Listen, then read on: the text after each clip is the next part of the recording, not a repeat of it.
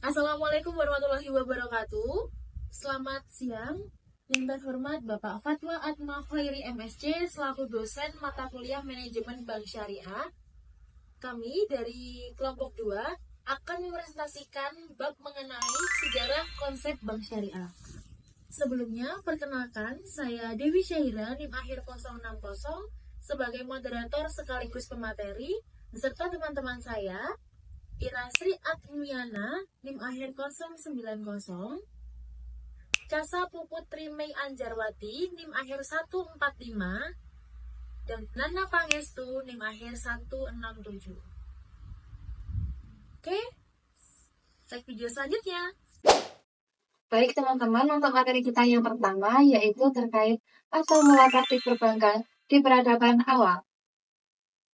Menurut Mustafa Umar dalam jurnalnya yang berjudul Mesopotamia dan Mesir Kuno, Peradaban Awal Dunia, menyebutkan bahwa secara definitif awal peradaban itu diperkirakan muncul sekitar tahun 4500 sebelum Masehi sampai dengan 4000 sebelum Masehi. Ini nanti kita akan membahas lebih lanjut terkait awal mula praktik perbankan di dua tempat. Yang pertama di Persia dan yang kedua di Mesopotamia. Yang pertama yaitu perbankan di Persia. Pada tahun 700 sebelum Masehi, Al-Khamenes mendirikan sebuah dinasti yang diberi nama dengan dinasti Al-Khameid, yang merupakan kekaisaran pertama di Persia. Kemudian, pada tahun 539 sebelum Masehi, yang merupakan awal mula praktik perbankan di Persia mulai terjadi. Hal ini dipengaruhi oleh peradaban Babilonia setelah penaklukan oleh Achaemenid, sehingga Babilonia menjadi bagian dari Achaemenid atau menjadi bagian dari kekaisaran pertama Persia. For your information, bahwa Babilonia merupakan sebuah bangsa yang memiliki metode perbankan yang dianggap maju untuk zamannya. Meskipun memiliki beberapa kelemahan, mereka mengembangkan sistem pinjaman dan juga mengembangkan sistem kredit yang cukup terorganisir, dengan kuil-kuil berfungsi sebagai lembaga penyimpanan dan juga sebagai lembaga pinjaman. Pinjaman seringkali disertai dengan bunga yang cukup tinggi nih teman-teman, mencapai 20% untuk pinjaman uang dan 33% untuk pinjaman benih. Mengapa pada saat itu ada pinjaman benih? Karena pada zaman tersebut, mata pencaharian utama masyarakat Babilonia adalah sebagai petani. Selain itu, mereka mempraktikkan pinjaman yang dapat mengakibatkan perbudakan bagi para debitur yang gagal membayar. Sistem ini menciptakan struktur ekonomi yang kompleks, tetapi juga menimbulkan ketidakadilan sosial. Meskipun demikian, inovasi dalam menerapkan Babilonia memberikan dasar bagi praktik perbankan di masa depan. Mengapa Babilonia bisa ditaklukkan? Padahal pada masa itu, mereka memiliki struktur ekonomi yang cukup oke. Hal ini terjadi karena, pertama, menurut pusat ensiklopedia Universitas Telkom Jawa Tengah, terjadinya vacuum of power yang dikarenakan Raja Babilonia melakukan pengobatan ke alam. Yang kedua, rakyat Babilonia merasa tidak adil karena sistem yang sudah saya jelaskan di awal tadi, sehingga Babilonia rentan untuk diserang. Setelah penaklukan tersebut, pedagang Achaemenid berhasil mempelajari metode-metode perbankan pada Babilonia. Pedagang menggunakan karavan dan juga rute maritim untuk mengangkut komoditas antara India dan Persia. Pada tahun 516 sebelum Masehi, menyusul perdagangan dan penggunaan uang kertas dan koin dalam perdagangan mulai digunakan di negara tersebut. Beberapa orang juga berhasil mengkhususkan diri dalam menentukan kemudian koin, sehingga masyarakat Achaemenid memperkenalkan bobot dan ukuran, di mana hal ini dapat memicu perdagangan luar negeri dan memfasilitasi kegiatan perbankan seperti era Babilonia di tahun 700 sebelum Masehi. Yang kedua, yaitu asal mula praktik perbankan di Mesopotamia. Tahun 3400 sebelum Masehi merupakan peradaban pertama di mana ada bukti sejarah yang tersedia tentang operasi perbankan pada Sumeria dan Babilonia yang hidup di Mesopotamia. Dari pemeriksaan bukti-bukti sejarah yang sampai sekarang ditemukan di Mesopotamia, dapat disimpulkan pada masa itu perbankan dicirikan terkait kuil-kuil suci yang menyediakan tempat aman untuk penyimpanan biji-bijian dan komoditas lainnya dengan aman. Hammond menyatakan setidaknya ada 4 pengamatan yang dapat dilakukan tentang dokumen kredit yang dibayarkan kepada pembawa. 4 pengamatan tersebut, yang pertama, menunjukkan bahwa candi-candi dulu berperan sebagai bank yang dapat dijelaskan dengan fakta bahwa dulu orang-orang lebih percaya pada candi dan pendeta agama mereka daripada yang lain. Yang kedua, nasabah adalah produsen. Dengan kata lain, pinjaman itu keperluan produksi dan bukan untuk konsumsi.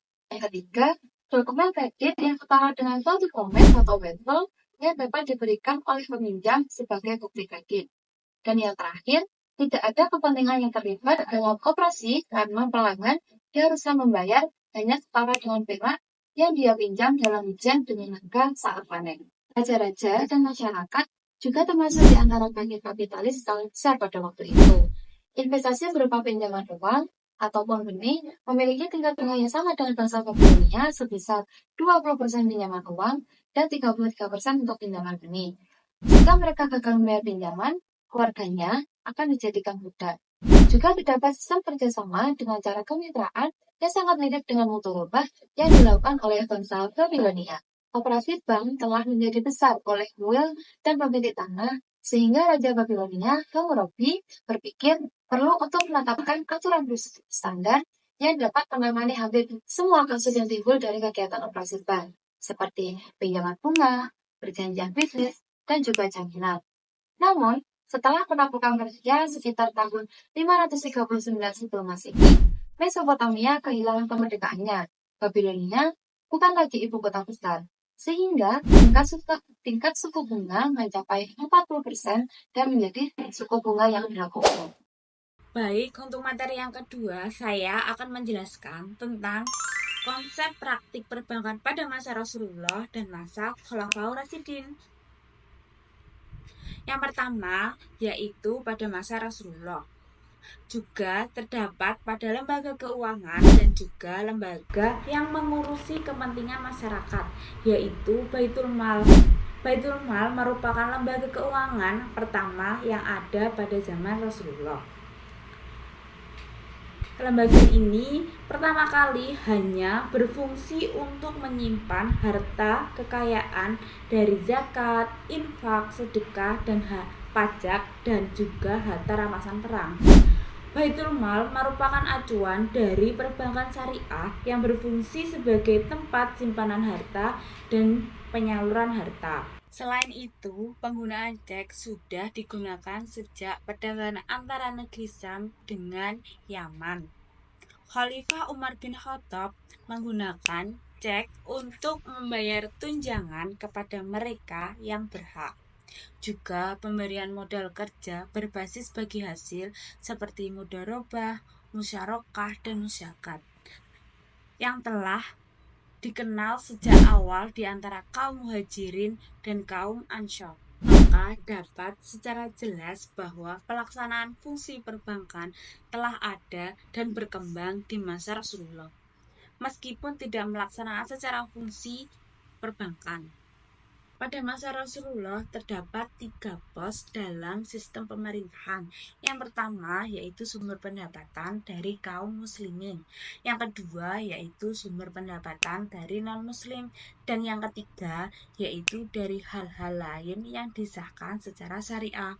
Baik, yang kedua yaitu praktik perbankan pada masa Khulafaur Rasyidin. Baitul Mal digunakan untuk mendistribusikan kesejahteraan di antara para sahabat dengan menyimpan dan membagikan pendapatan guna menciptakan kesejahteraan sosial yang lebih baik dari kondisi awal sederhana.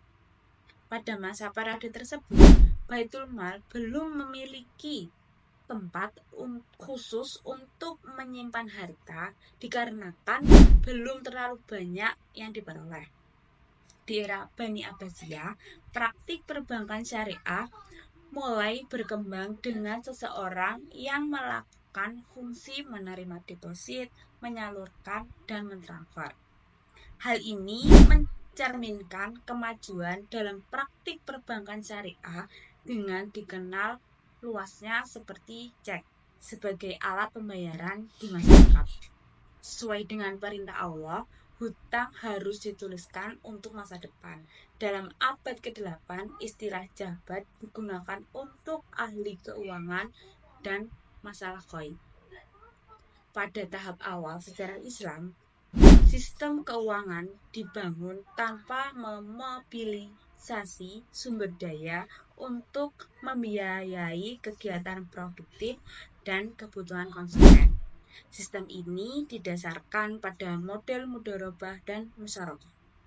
Bankir mengevaluasi nilai koin logam yang penting saat ini. Mereka memasukkan koin ke dalam kantong tertutup dengan ukuran yang berbeda dan mentransfer dana tanpa fisik, memastikan keamanan dan keberhasilan sistem pembayaran. Menurut Udovic, pedagang sering menyimpan uang mereka di deposito bankir pedagang tanpa membayar bunga kepada deposan karena riba dilarang dalam Islam.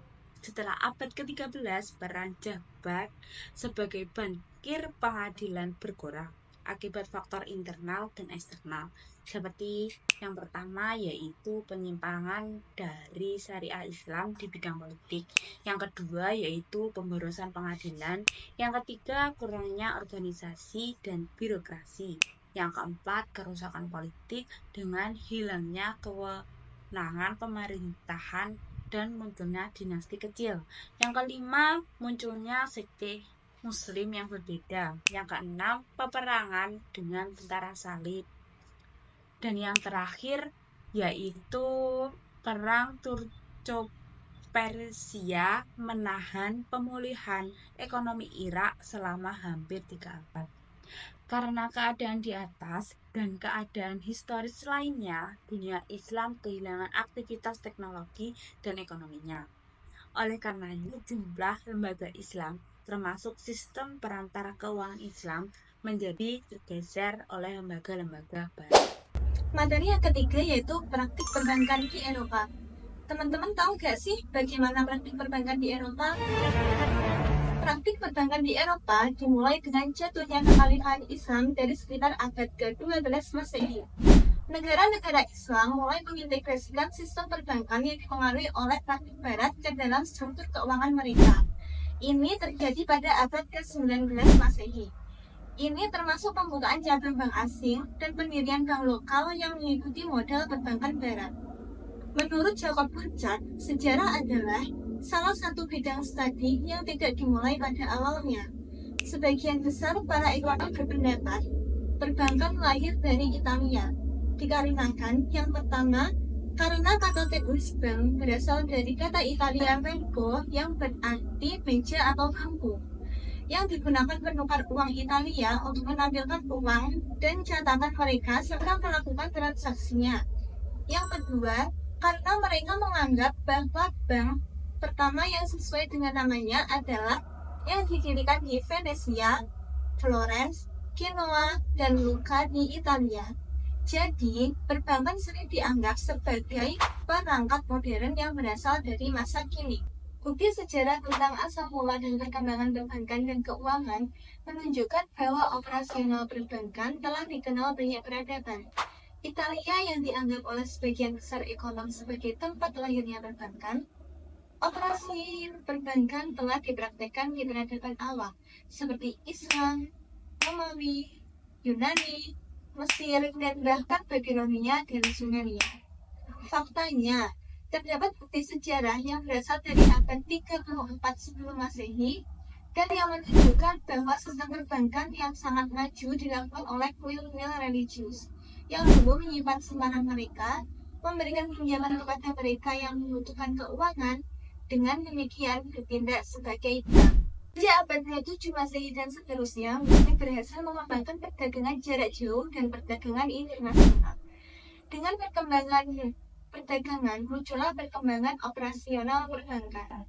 Oleh karena itu, operasi seperti peminjaman uang, transfer uang, penjaminan pengamanan, semuanya digunakan secara luas di Arab. Kegiatan yang dilakukan oleh perorangan di masa Bani Umayyah dan Bani Abbasiyah kemudian dilakukan oleh institusi oleh bangsa Eropa yang sampai sekarang dikenal dengan bank. Transaksi yang dilakukan oleh bangsa Eropa menggunakan instrumen bunga yang bertentangan dengan hukum syariah Islam. Transaksi berbasis bunga ini makin berkembang pada masa Raja Henry VIII pada tahun 1545 yang membolehkan bunga dengan syarat bunganya tidak boleh berlipat ganda. Baik, materi selanjutnya yaitu ada perbankan praktik bank syariah di masa modern. Pada tahun 2013, Arab Saudi mengalami peningkatan 54% perbankan di negara yang menggunakan praktis sistem syariah. Dan angka ini diperkirakan menjadi 70% pada tahun 2019. Nah, kemudian coba teman-teman lihat di buku halaman 41 itu ada kolom tentang perkembangan pendirian perbankan syariah di dunia dan Indonesia. Jadi pada tahun 1940-an usaha modern pertama untuk mendirikan bank tanpa bunga. Kemudian ada 1950-an pada tahun ke-50 di mana suatu lembaga perkreditan tanpa bunga didirikan di Pakistan. Pada tahun 1963 sampai 1967 berdirinya Mid Clemens Local Giving Bank. Pada tahun 1971 sampai 1900 pendirian perbankan syariah mulai berkembang, di antaranya ada Bank Sosial Mesir dan Bank Pembangunan Islam. Kemudian 1984 sampai 1985 ada Bank Islam dan lembaga keuangan lainnya telah didirikan di Qatar, Bahrain dan Malaysia. Pada 1990 sampai 1991, jadi sebelum 1992, di Indonesia telah berdiri bank syariah dalam bentuk BPR Syariah. Nah, pada 1991 sampai 2020 berdirinya Bank Syariah Indonesia sekitar 18 bank. Di antaranya ada BSI, BNI Syariah, dan BRI Syariah. Nah, kemudian di halaman 41 ada unit usaha syariah sebanyak 22 bank. Di antaranya ada PT Bank Danamon Indonesia Tbk, yang kedua ada PT Bank Permata Tbk Indonesia, yang ketiga ada P Internasional Indonesia Tbk, yang keempat ada PT Bank Simniaga Tbk, yang kelima ada PT OCMB NISP Tbk. Materi selanjutnya yaitu ada fungsi beberapa perbankan syariah mulai dari zaman Rasulullah sampai zaman modern. Yang pertama yaitu pada 622 sampai 661 Masehi, Nabi atau sahabat melakukan suatu fungsi perbankan. Ada sahabat yang melakukan fungsi penerimaan titipan harta, kemudian ada sahabat yang melaksanakan fungsi pinjam meminjam uang. Nah, kemudian di tahun 661 sampai 680 Masehi terjadi pada zaman Muawiyah di mana seorang individu melakukan ketiga fungsi. Fungsi-fungsi perbankan yaitu menerima deposito, menyalurkan dana, dan transfer dana.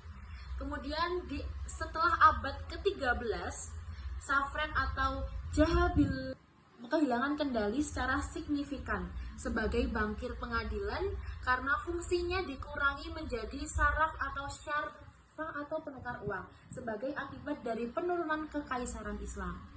Nah, kemudian pada tahun 1545 sampai sekarang terjadi adalah bank konvensional. Jadi pada masa Raja Harry ke-8, sebuah institusi melakukan ketiga fungsi perbankan, yaitu diadopsi oleh masyarakat Eropa abad pertengahan, namun kegiatannya dilakukan dengan basis bunga. Nah, yang terakhir yaitu ada bank syariah modern. Jadi pada tahun 1940 sampai sekarang, institusi yang melakukan kegiatan fungsi perbankan dengan berlandaskan syariat Islam. Baik, selesai sudah presentasi dari kelompok 2. Izinkan saya selaku moderator untuk menyampaikan sebuah pantun. Nanti minta tolong teman-teman jawab cakep semuanya ya. Siang-siang pergi ke kota. Cakep. Jangan lupa beli buah alpukat. Cakep. Demikian presentasi kita, semoga bisa bermanfaat.